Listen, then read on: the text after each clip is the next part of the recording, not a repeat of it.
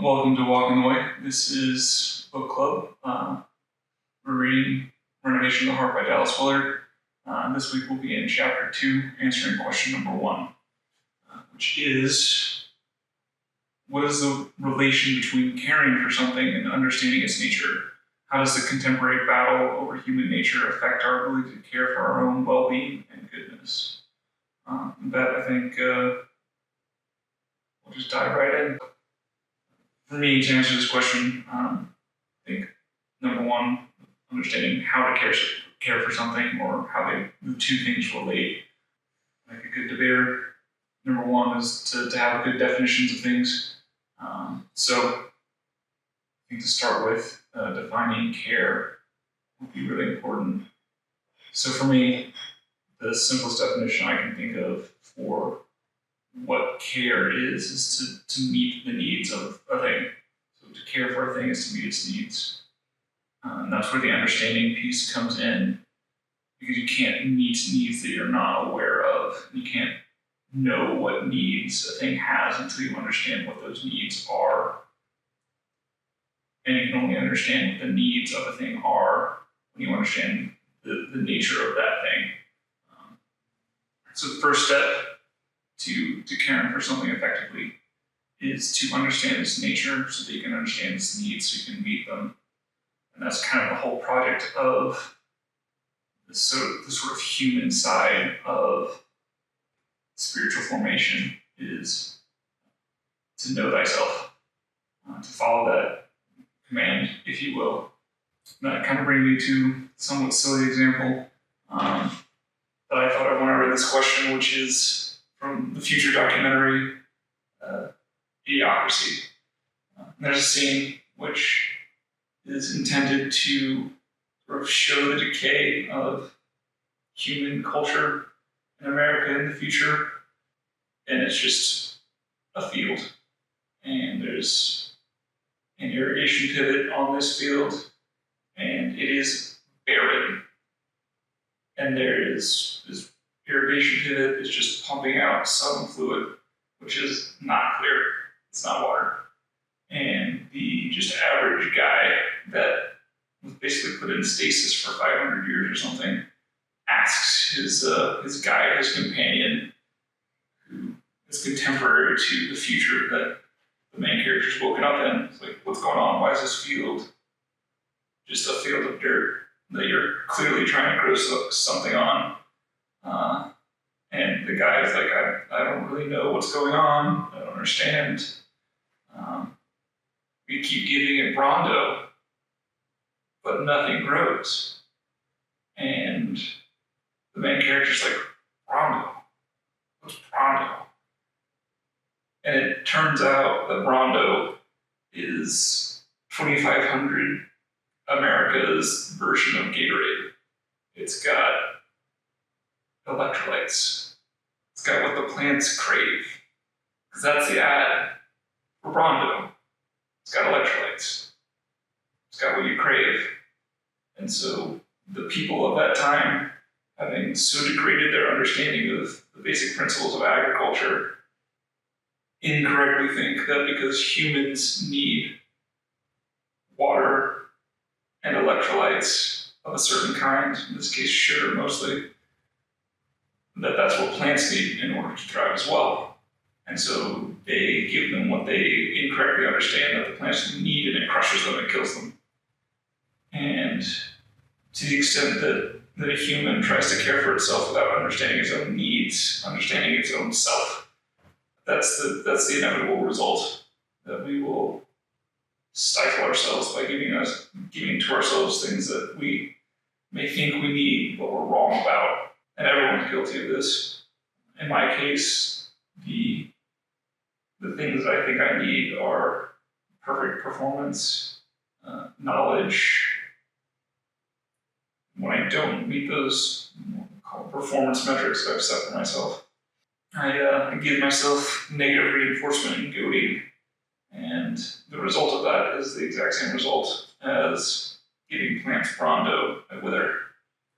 Yeah, maybe just kind of restate what Ryan said, how one's nature nature of something makes up its characteristics, and as we'll get into in chapter 2, like Dallas Willard kind of breaks up the nature of the person into different characteristics. And so once we kind of understand even our own nature, then we kind of know where to put particular efforts in, and maybe where not to. Like a plant that doesn't need electrolytes, like you're saying, like if we don't have particular characteristics, then we can develop those characteristics, right?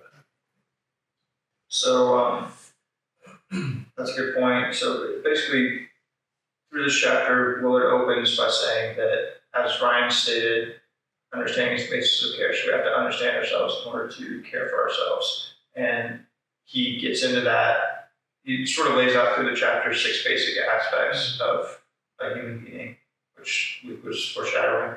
And then later in later chapters, he's going to go into those aspects in greater detail. But before he gets into those 6 aspects, page 23, he kind of shows an example of some of the misunderstandings of the human being. So he says here, we especially have in mind opinions to the effect that a human being is purely physical, just an animal, basically, just a human brain.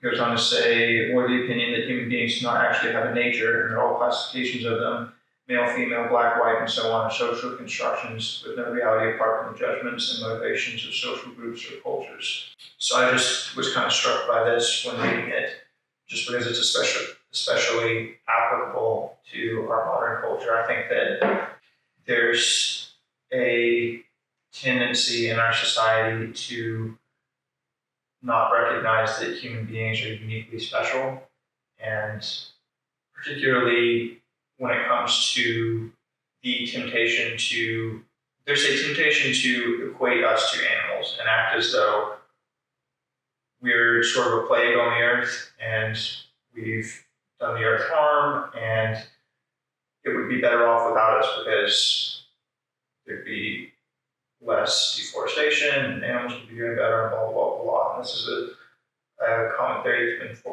put forth by many people. There are many people talking about how the Earth's population has grown too much and there's too many people on the planet. A proper understanding of human being is one that's based on the idea that we are designed in the image of God. And we need to see ourselves through that lens and understand that we are uniquely special.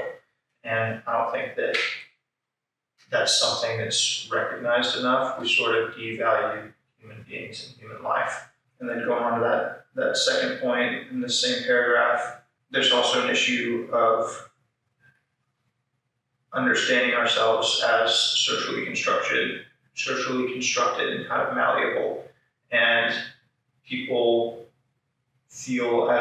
many people feel as though their identity can be changed, and things like sex are social constructions rather than facts of reality and basic aspects of their human nature. So that was my thought on that, and I just thought that it was interesting that it is even more applicable now than when this was written. But I don't know if you'll have things like that. Yeah, you're kind of getting into the contemporary battle over human nature. Right. Did I add to that, right? Yeah, a couple of things stood out to me. One was like this value proposition. I saw there was like call it a Twitter storm about like men with quote unquote childish hobbies, and one of the consistent themes from like the sort of trad LARPer female posters on Twitter was that like men with childish hobbies are childish because they have childish hobbies, and that instead of doing something quote unquote again childish, they should be engaged in something a little more productive. What struck me about that is that it totally devalued like the value proposition associated with that. Like that outlook is that men are useful insofar as they're useful. Like they're valuable insofar as they're useful. So anything that a man does that is not value add is not worth doing. Reduces man to a machine. and we're guilty of doing this ourselves because we don't understand ourselves and our needs appropriately. Like, especially like type A guys like me, and there are ladies like that too, I'm sure. I'm not a woman, so we get this fixed into this mindset that if the thing that I'm doing is not somehow productive, if it's not making me better, if it's not making me more capable, if it's not doing someone some good right now, that is not a thing that is worth doing. And that is a fundamental misunderstanding of the value of a human being, because we're not valuable for what we can do. We're valuable because, like you said, Dustin, that we're made in the image of God. And in order, like, if we understood ourselves properly, we would understand that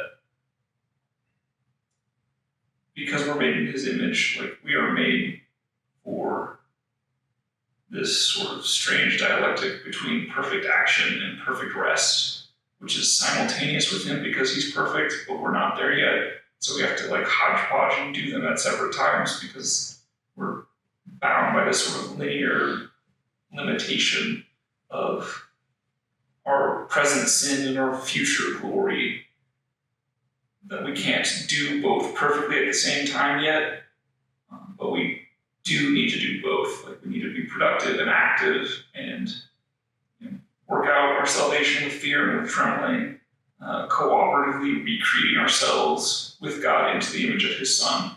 But we also have to rest because we're finite and limited and not self-sustaining or self-existent.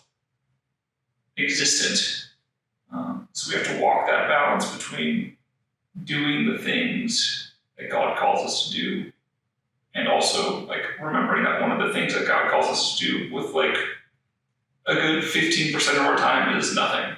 And it's kind of that understanding of like that image that God has created us in, and caring for that image is like trying to bring yourself back to that image. Is that kind of what you're describing? Yeah, there's this like, because we're humans, we're complicated, we're complex. There's lots of bits of us that we're not really aware of.